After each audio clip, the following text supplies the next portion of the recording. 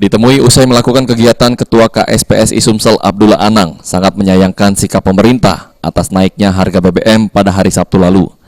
Hal ini dikarenakan saat ini kondisi pekerja di tanah air khususnya buruh masih mengalami kesulitan akibat selama 2 tahun terakhir tidak alami kenaikan gaji.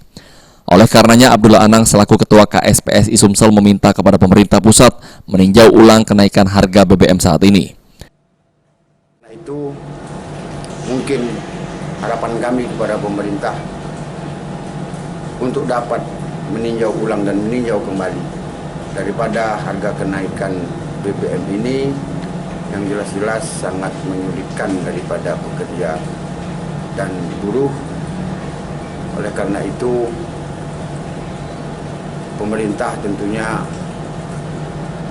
melihat keadaan daripada rakyat dan masyarakat.